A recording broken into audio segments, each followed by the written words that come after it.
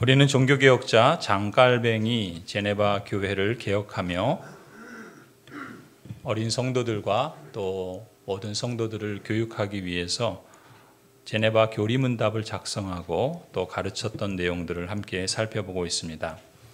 오늘은 참된 믿음에 대한 교리의 가르침을 함께 살펴보려고 합니다. 사람은 무엇인가를 인식하기 위해서는 5개의 감각이 있죠. 눈으로 보는 시각이 있고 또 귀로 듣는 청각이 있습니다. 또 우리가 맛보는 미각이 있고 또 느끼는 촉각이 있고 또 냄새를 맡는 후각이 있죠. 사람은 각기 다양한 감각기관을 통해서 사물을 인식하고 세상을 파악을 합니다. 그런데 신자에게는 이러한 오감 외에 또 다른 새로운 인식수단이 있죠. 그것을 보통 믿음이라고 부릅니다. 믿음이란 한마디로 정의하자면 새로운 인식수단 이렇게 표현할 수 있습니다. 어떤 인식수단인가? 하나님께서 신자에게만 주신 새로운 인식수단이 바로 믿음이라고 할 수 있습니다. 믿음이 인식수단이라고 한다면 무엇인가를 우리가 보고 듣고 느끼고 맛보고 또 냄새 맡는 것처럼 믿음도 그러한 작용을 하겠죠. 그래서 믿음은 마치 제가 쓰고 있는 안경과 같습니다. 저는 안경을 벗으면 저도 백내장 수술을 해서 이제 좀 봅니다. 그 전에는 여러분을 알아볼 수가 없었어요. 근데 안경을 봐서 이제 제대로 희미하게 보이던 것을 선명하게 보는 것처럼 그리스도인에게 하나님이 주신 이 믿음이라고 하는 인식수단은 이전에는 보지 못한 것들을 보게 해줍니다. 아니, 희미하게 보던 것을 보다 선명하게 보게 해주는 안경과 같습니다. 가령 히브리서 11장을 보면 모세에 대해서 이렇게 기록합니다. 모세는 그리스도를 위하여 받는 모욕을 이집트의 재물보다 더 값진 것으로 여겼다. 왜냐하면 그는 장차 받을 상을 내다보고 있었기 때문이다. 그러면서 27절에 이렇게 말하죠. 믿음으로 모세는 바로 왕의 분노를 두려워하지 않고 이집트를 떠났다. 모세는 보이지 않는 분을 마치 보는 듯이 바라보면서 견디어냈다. 모세가 이집트의 왕자로 생활하면서 그 이집트 궁을 떠나게 되지요. 바로 왕의 분노를 사게 되고 그래서 이집트를 떠나게 됐지만 정작 모세는 그 전에는 보지 못했던 것을 보게 되었다는 것입니다. 보이지 않는 분을 마치 보는 것처럼 내다보고 그 길을 담대하게 갈 수 있었다라는 것이죠. 모세에게 하나님께서 믿음이라는 새로운 인식수단을 주셨기 때문에 이전에는 보지 못했던 것들을 보게 되었다라는 것입니다. 믿음은 마치 안경처럼 보지 못하는 것을 보게 해주는 우리의 시각, 아니 우리의 눈으로 볼 수 없는, 아니 그 이상의 너머에 있는 세계나 존재에 대해서 알 수 있게 해주는 새로운 안경과 같은 것이 바로 믿음이라고 할 수 있습니다. 믿음은 또 달리 표현하면 보청기와 같습니다. 우리 연세 드신 분들 잘 안 들리시면 어떻게 합니까? 보청기를 사용하죠. 보청기를 끼면 조금 막 웅웅거리거나 잘 안 들리는 그러한 소리들을 조금 더 명확하게 들을 수 있지 않습니까? 믿음이 영적으로 그렇다는 것입니다. 요한복음 10장에 보면 예수님께서 이렇게 말씀하세요. 내 양들은 내 목소리를 알아듣는다. 나는 내 양들을 알고 내 양들은 나를 따른다. 예수님께서 말씀하시는 그 음성을 예수님을 모르는 사람들은 듣지 못합니다. 들어도 이해하지 못하죠. 그러나 예수님을 믿고 따르는 양들은 예수님이 하는 말을 들을 뿐만 아니라 그 말이 무슨 뜻인지 알아듣는다는 것이죠. 믿음이라는 새로운 인식수단을 주셨기 때문에 알아들을 수 있다라는 것입니다. 믿음은 또한 새로운 맛을 느끼기도 합니다. 요한복음 6장에 보면 예수님께서 당신의 살은 참 양식이요 당신의 피는 참 음료다라고 말하죠. 우리가 성찬식을 가질 때 이 빵과 이 포도주를 먹고 마시면서 이 빵이 우리에게 힘을 주듯이 예수 그리스도께서 우리의 참된 양식이 되어주시고 이 음료가 우리에게 갈증을 해결하는 것처럼 예수 그리스도의 피가 우리에게 참된 영적인 음료가 되어주신다라는 것을 우리는 믿습니다.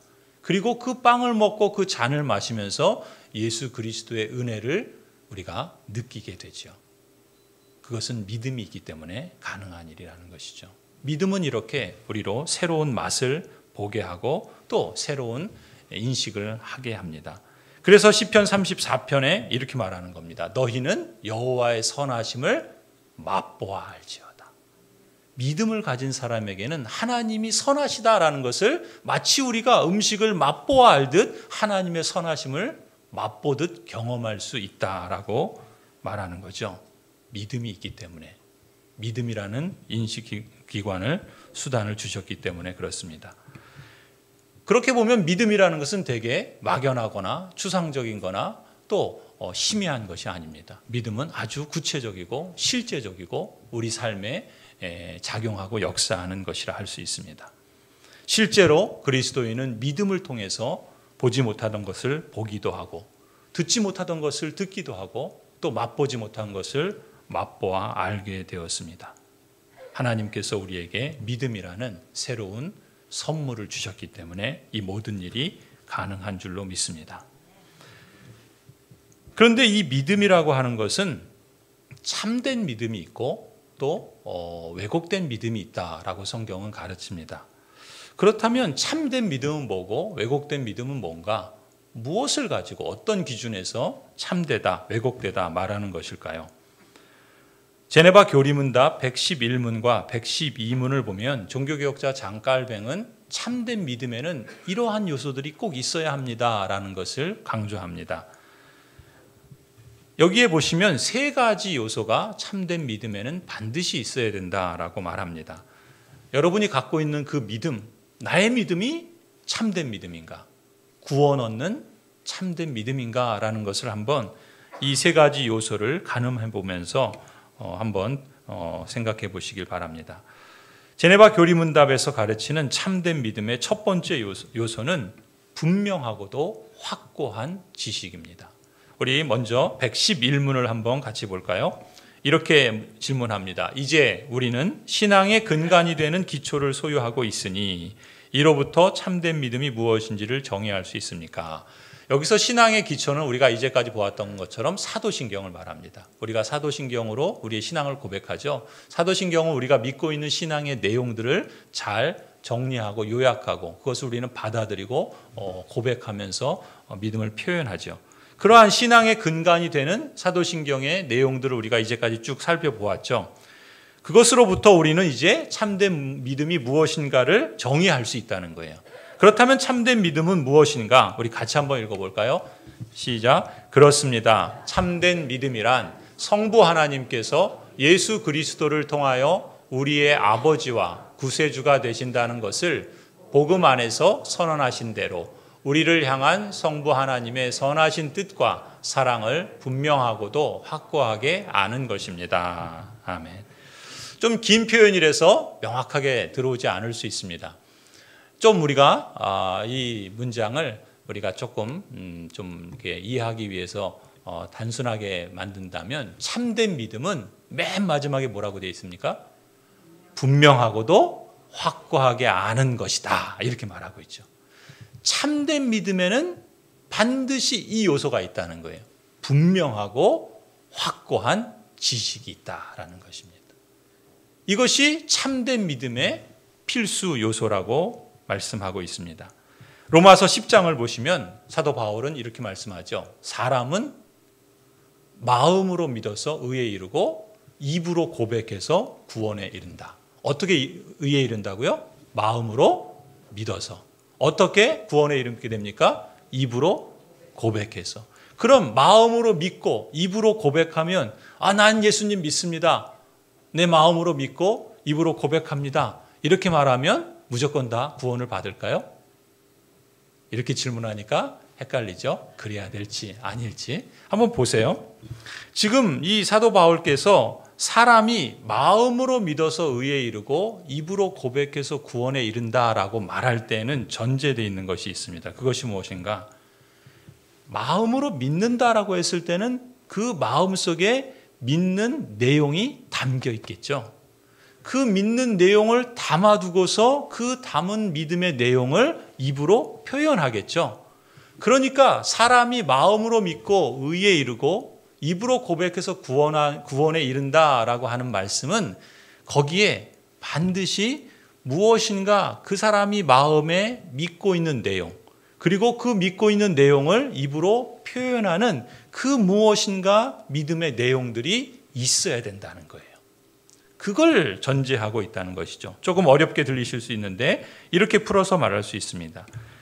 여러분, 내가 믿습니다, 믿습니다 하는데 내가 뭘 믿는지를 몰라요. 그러면 그게 정말 믿는 걸까요?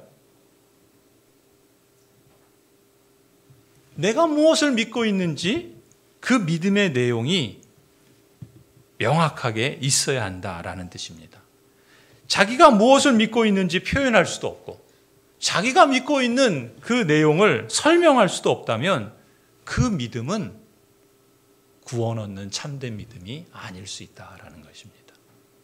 내가 믿고 있는 믿음의 내용을 내 마음에 간직하고 있고 그리고 그 마음에 간직한 믿음의 내용을 입으로 믿고 고백하며 표현할 때 그래서 그 마음의 의 그리고 입으로 표현하는 고백을 통해서 구원을 확인하게 된다라는 것이죠. 조금 더 요한복음 17장을 보시면 이렇게 말합니다. 3절에 영생은 뭐죠? 영원한 생명입니다. 여러분, 영원한 생명하면 무슨 생각이 들죠? 죽지 않고 영원히 사는 것, 이렇게 생각하시죠? 성경은 영생을 뭐라고 말씀하는가? 영생은 아는 것이다, 이렇게 말해요. 그죠? 영생은 아는 것이다. 뭘 아는 것이에요? 오직 한 분이신 하나님을 아는 것. 그게 영생이다라는 거예요. 또 아버지께서 보내신 예수 그리스도를 아는 것. 그것이 영생이라는 거예요. 그러니까 우리가 영원히 산다라고 하는 그 영생은 반드시 뭐가 있어야 된다는 거예요? 하나님을 알고 하나님이 보내신 예수 그리스도를 아는 것이 반드시 있어야 된다는 거예요. 하나님도 모르고 예수 그리스도가 모르는데, 다시 말해서 내가 믿고 있는 하나님이 누구신지, 하나님이 무엇을 하셨는지, 예수 그리스도는 누구시고 그리스도께서 나를 위해서 무엇을 하셨는지 나는 그건 모르겠고 그냥 믿어. 그것은 구원 얻는 참된 믿음이라고 보기는 어렵다라는 거예요. 무턱대고 믿으면 되지 뭐. 그냥 천국만 가면 되는 거 아니야? 구원 얻는 참된 믿음에 있어서 가장 중요한 요소는 믿는 내용이 있어야 된다는 거예요. 내가 뭘 믿고 있는지, 아니 누구를 믿고 있는지. 우리는 하나님을 믿고 예수 그리스도를 믿고 또 성령 하나님을 믿죠. 그리고 그 하나님이 우리를 위해서 무엇을 하셨는지 그것을 믿는 그 믿음의 내용이 첫 번째 요소다라는 것을 성경은 강조하고 있습니다. 그래서 제네바 교리문답 11문을 다시 보시면 이렇게 말하고 있어요. 참된 믿음이란, 맨 밑에 노란색으로 표시된 부분만 보시면요, 분명하고도 확고하게 아는 것이다 라고 말하고 있죠. 그런데 뭘 분명하고 확고하게 알아야 됩니까? 그렇죠. 성부 하나님의 선하신 뜻과 사랑을 분명하고 확고하게 알아야 된다. 우리가 모든 것을 알 수는 없잖아요. 그런데 구원을 얻기 위해서 꼭 필요한 것이 있는데, 꼭 알아야 될 것이 있는데 뭘 알아야 된다는 거예요? 하나님의 뜻과 그 사랑을 알아야 된다는 거예요.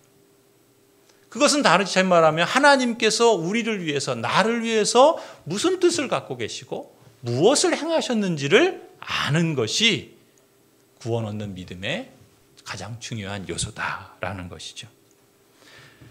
그렇다면 성부 하나님의 뜻과 그 사랑, 그것은 어디에서 드러났는가? 요한일서 3장을 보실까요? 16절에 이렇게 말씀합니다. 그리스도께서 우리를 위하여 자기 목숨을 버리셨습니다. 믿으십니까? 그것으로 우리는 무엇을 알게 된다고요?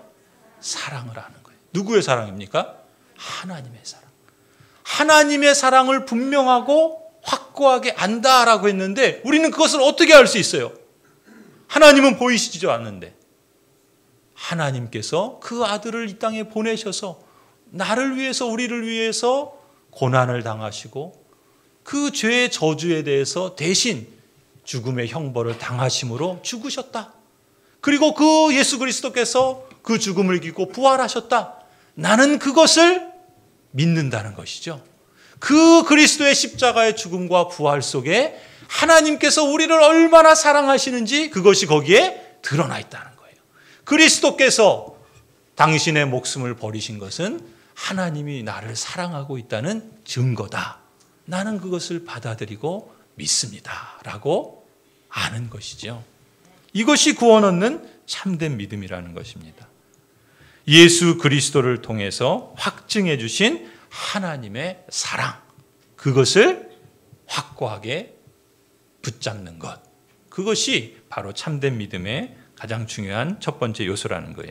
로마서 5장도 보세요. 5장 8절에 이렇게 말합니다. 우리가 아직 죄인 되었을 때 그리스도께서 우리를 위하여 죽으심으로 하나님께서 우리에게 대한 하나님의 사랑을 확증해 주셨다.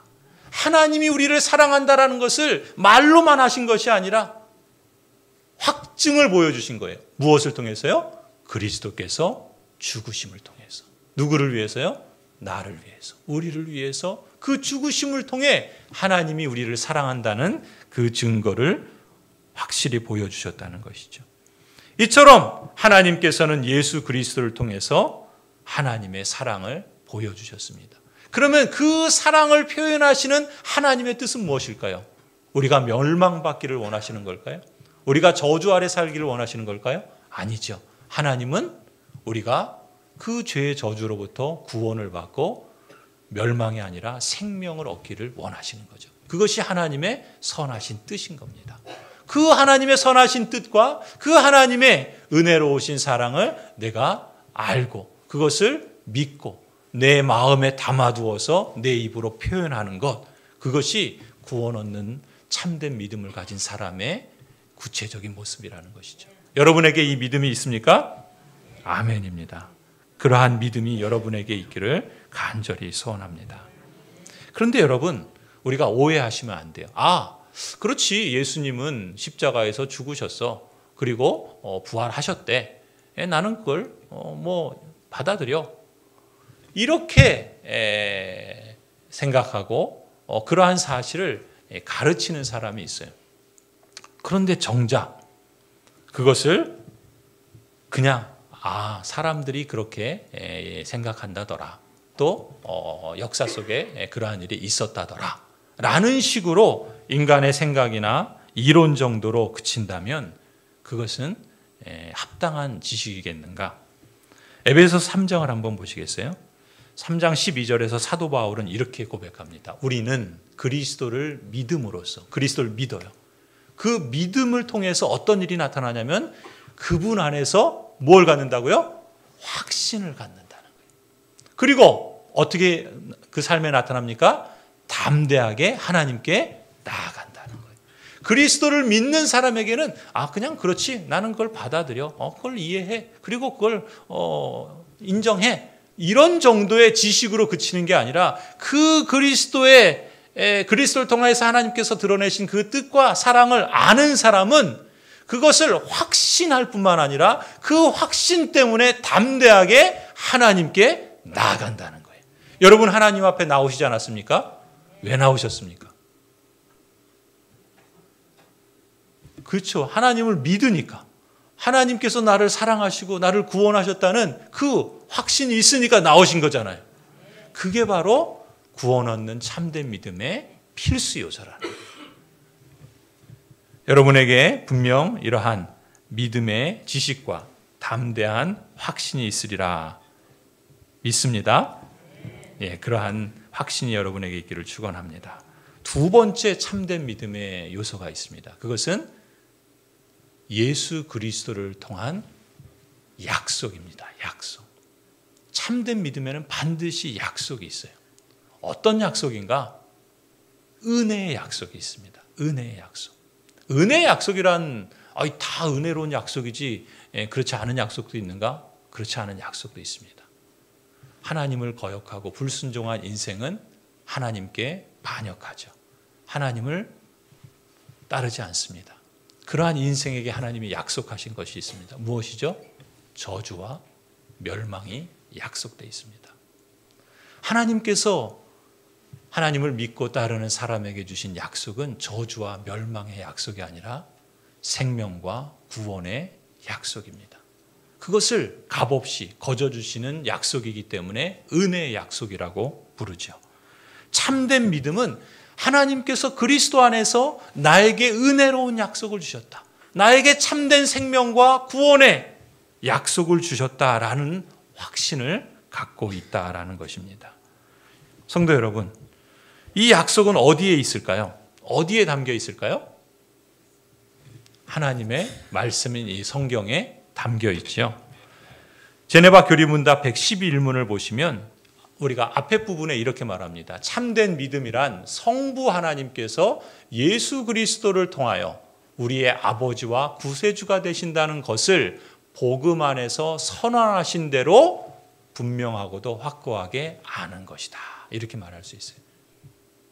참된 믿음의 두 번째 요소는 은혜로운 약속을 믿고 확신하는 겁니다. 그 약속은 어디에 있는가? 복음 안에 있다는 거예요. 그렇다면 그 약속의 내용은 무엇인가? 하나님이 우리의 구세주가 되시고 우리의 아버지가 되신다라는 사실이 은혜의 약속입니다. 성부 하나님께서 나의 아버지가 되시고 나의 구세주가 되신다고 한다면 그러면 이 모든 만물을 창조하신 그분이 나의 아버지시고 이 모든 만물에 하나님의 사랑을 그리스도를 통해서 드러내시고 멸망이 아니라 구원받기를 기뻐하시는 것이 하나님의 뜻이라면 그런 구세주를 모시고 있는 사람에게 하나님께서 얼마나 은혜로우시고 자비로우시겠습니까? 바로 은혜로운 약속이 바로 참된 믿음의 두 번째 요소다라는 것이죠. 그래서 로마서 1장 16절을 보면은 사도 바울은 이렇게 고백합니다. 나는 복음을 부끄러워하지 않습니다. 왜냐하면 이 복음은 모든 믿는 사람을 구원하는 하나님의 능력이기 때문에 그렇습니다. 여러분 믿으십니까? 여러분 복음을 부끄러워하지 않습니까?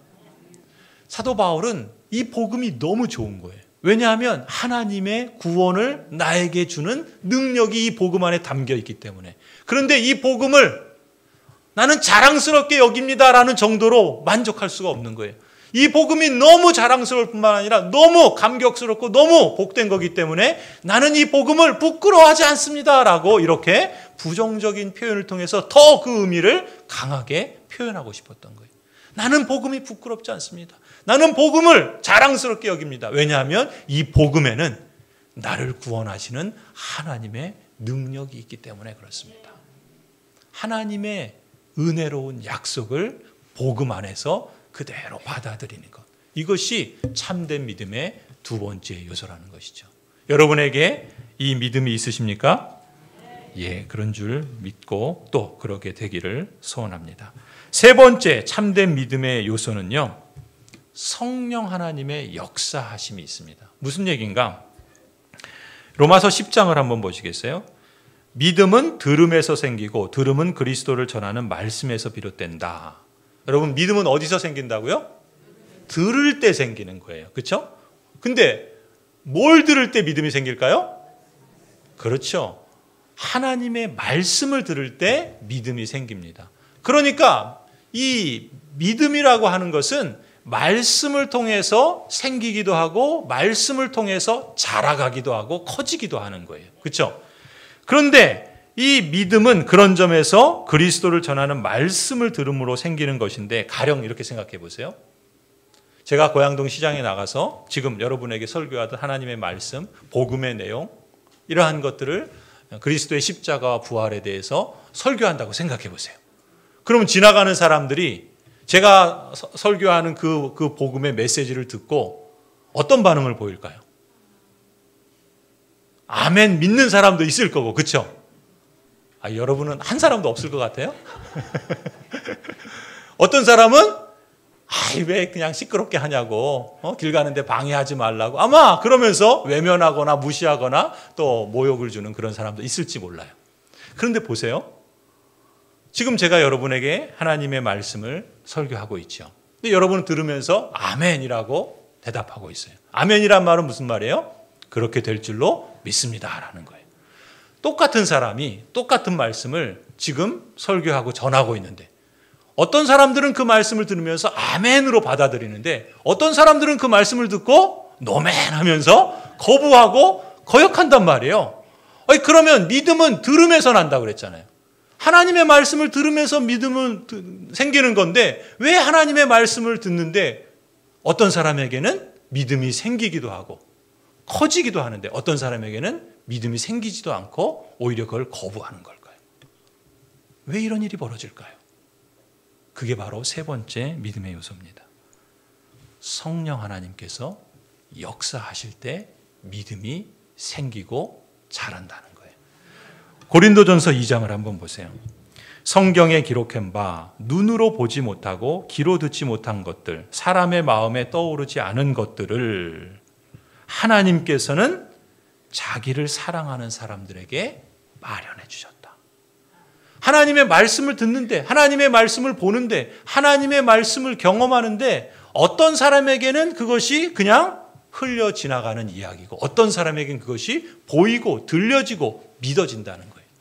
왜 이런 차이가 일어나는가? 하나님께서는 자기를 사랑하는 사람들에게 그것을 마련해 주셨다는 거예요.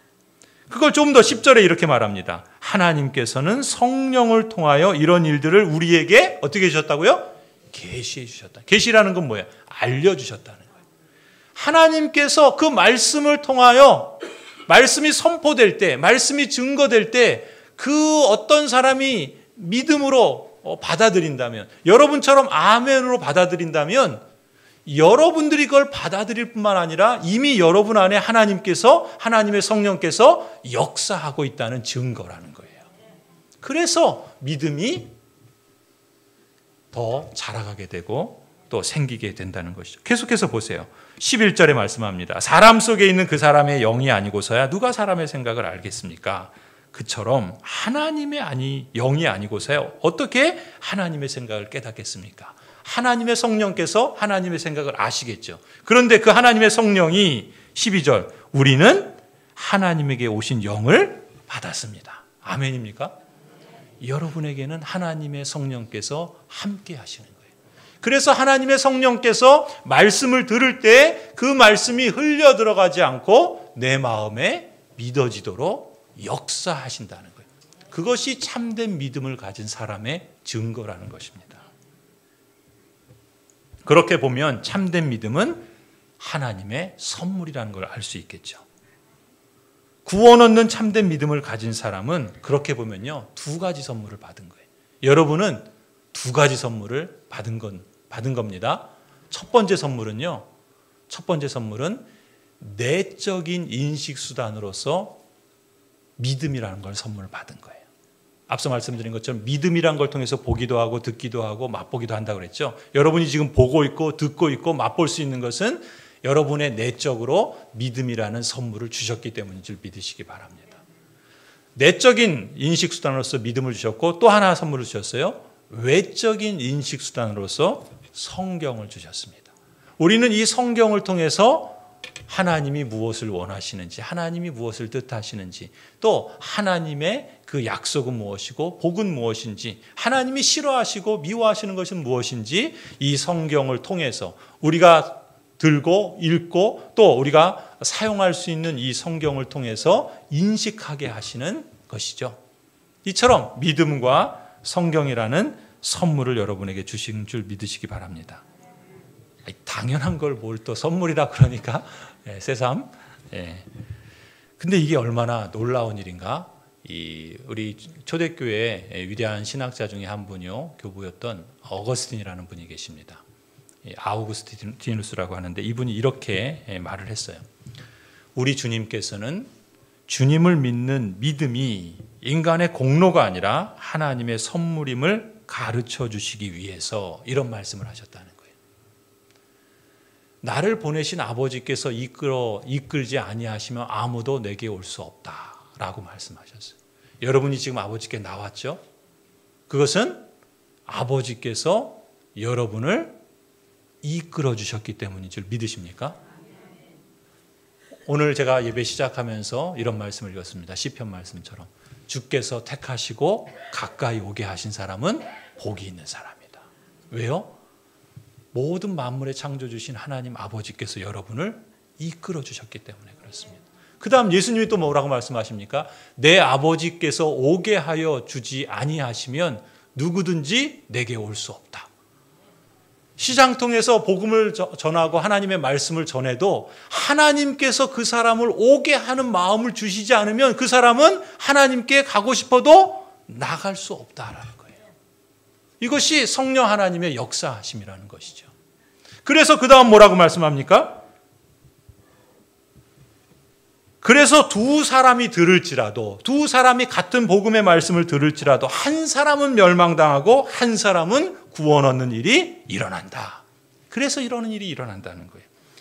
그런데 여기서 우리가 기억해야 할 것은 여러분은 어떤 사람입니까? 구원받는 믿음에 참여한 사람인 줄 믿습니다. 그렇다면 그 믿음에 참여한 구원은 여러분 자신의 능력이나 여러분 자신의 어떤 공로 때문인가? 그렇지 않다는 거예요. 구원 얻는 자는 그것을 자기 덕분이라고 생각해야 됩니까? 아니죠.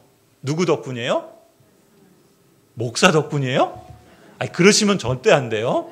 네, 하나님 덕분입니다. 하나님께서 역사하셔서 내게 이런 귀한 은혜의 선물을 주셨구나. 근데 반대로, 아니 그러면은 반대 입장에 있는 분은 멸망당하는 사람 입장에서는 아니 하나님이 나한테 그런 거 안 줬으니까 내가 이렇게 된 거 아니야? 이렇게 따질 수 있습니까? 따질 수 없다는 거예요. 그래서 뭐라 그래요? 하지만 멸망당한 자는 그 책임이 누구한테 있다고요? 자기한테 있음을 알아야 된다는 거예요. 자기한테 있음을 알아야 된다는 거예요. 물론 이 말씀은 믿는 사람들에게 한 말씀이기 때문에 믿음이라고 하는 인식수단이 없으면 그것이 자기로 말미암은 것조차 인정하지 않습니다. 왜냐하면 그걸 볼 수 없거든요.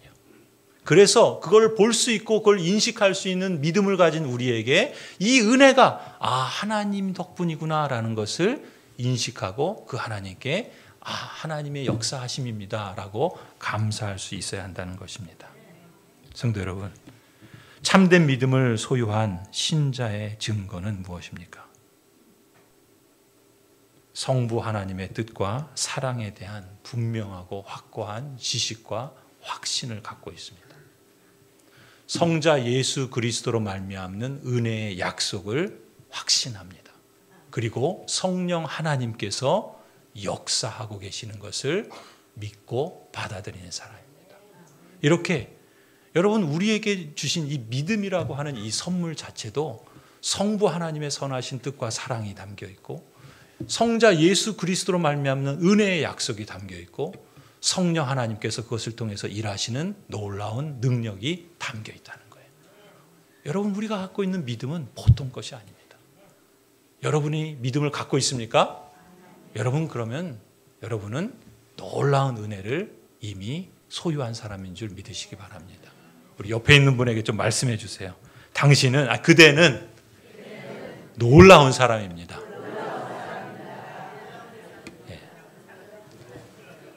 왜 놀라운지는 아시겠죠? 믿음이라고 하는 성부 하나님의 그 선하심과 그 사랑이 성자 예수 그리스도로 말미암는 복음의 약속이 성령 하나님의 그 능력의 역사하심이 그 믿음 안에 놓아져 있고 그것이 내 것이 되었다. 나한테 있다라는 것이기 때문에 놀라운 사람인 거예요. 여러분 그 사실을 늘 잊지 마시기 바랍니다. 그런데 앞서 제가 이런 말씀 드렸습니다. 믿음에는 이렇게 참된 믿음, 구원 얻는 믿음도 있지만 왜곡된 믿음도 있다라고 그랬어요. 그럼 어떤 믿음은 왜곡된 믿음인가? 제네바 교리문답에서 종교개혁자 장깔뱅은 이것을 잘 말씀해 줍니다. 113문을 보시면 이렇게 질문합니다. 이러한 경험에 대해 좀 더 설명할 수 있습니까?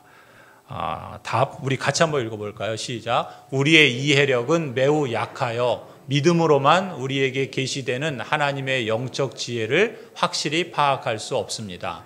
우리의 마음은 하나님 안에서의 평안보다 불신앙이나 왜곡된 신앙으로 인해 우리 자신이나 피조물에 대한 그릇된 신뢰로 기울어지는 경향이 있습니다.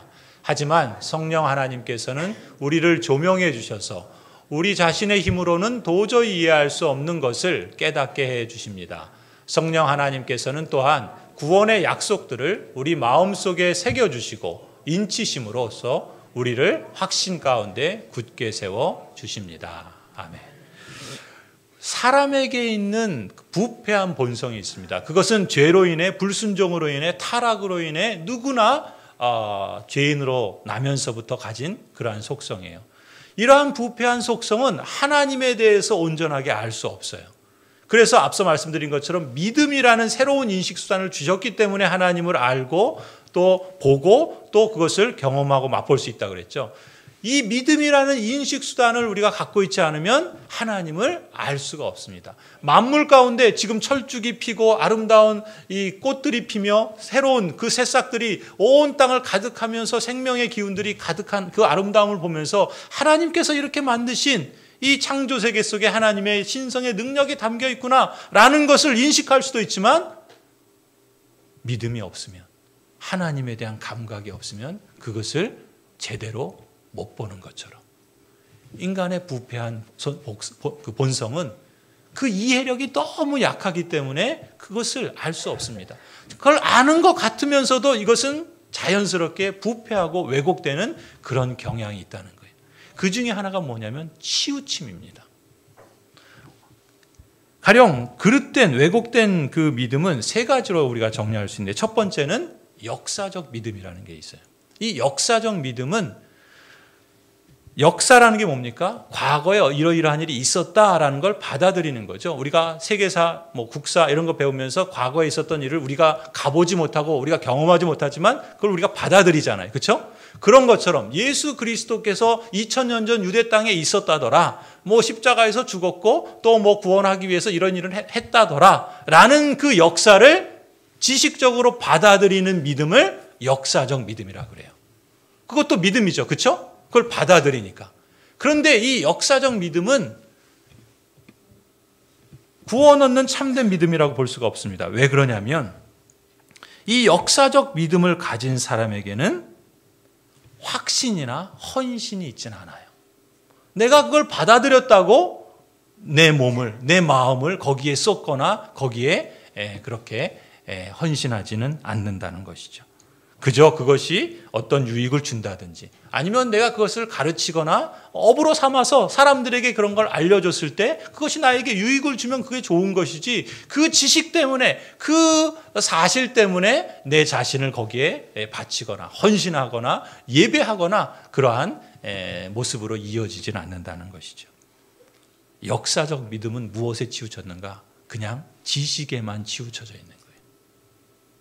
무엇이 빠져 있습니까? 성령의 역사하심이나 은혜의 약속에 대한 확신은 없어요. 그냥 그렇다더라 라는 걸 받아들이고 그것을 인정하는 것뿐입니다. 이것은 구원 얻는 참된 믿음과는 다르겠죠. 두 번째는 이적적 믿음이 있습니다. 이적적 믿음은 그 말에서 표현한 것처럼 이적을 믿는 거예요. 기적을 믿는 겁니다. 예수님께서 많은 병자들을 고쳐주셨죠. 한때는 예수님께서 10명의 병에 걸린 사람들을 만나셨는데 그 사람들이 자신들을 불쌍히 여겨달라니까 예수님께서 제사장에 가서 보여라. 그래서 그 사람들이 그 예수님의 말을 믿고 가다가 자신의 병이 나은 걸 확인했어요. 얼마나 기뻤겠습니까?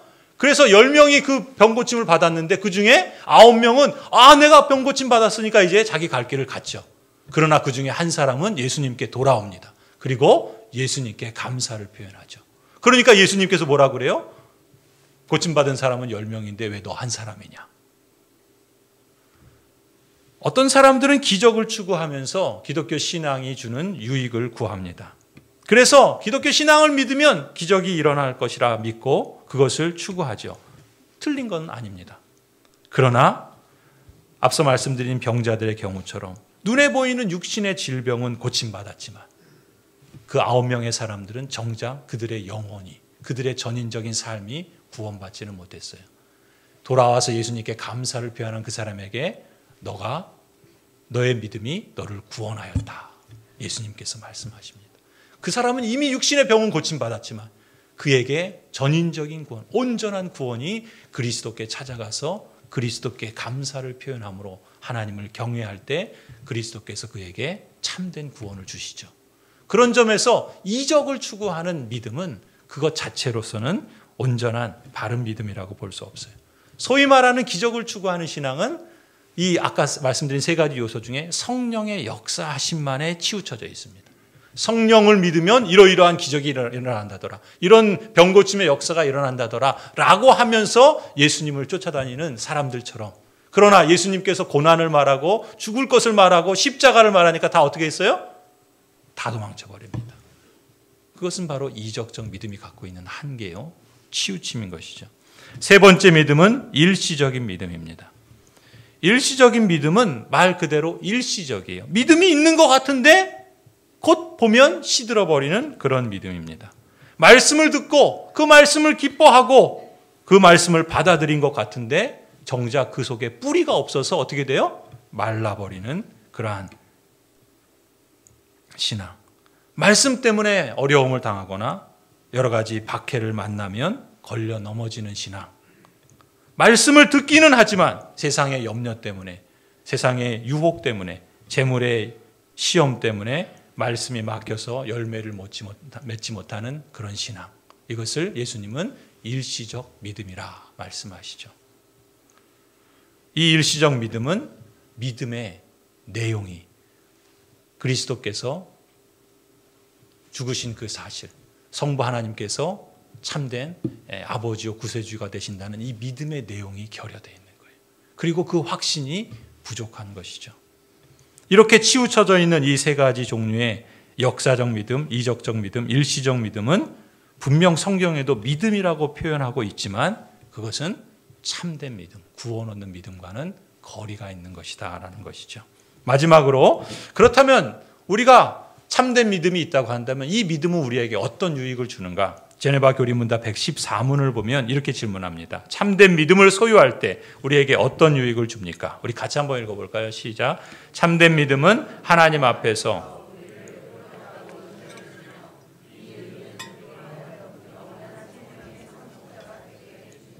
아멘.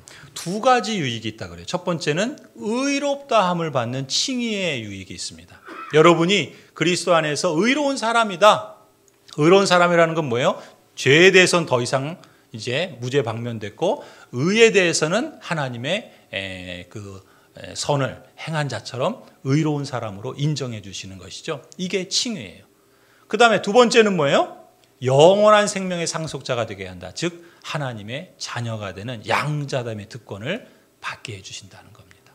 참된 믿음을 소유한 자에게 하나님은 저주로부터 건져주셔서 의롭다 인정해 주시고 더 나아가서 영원한 생명의 하나님의 그 기업을 유업으로 받을 자로서 하나님의 자녀가 되는 놀라운 특권을 주신다는 것이죠.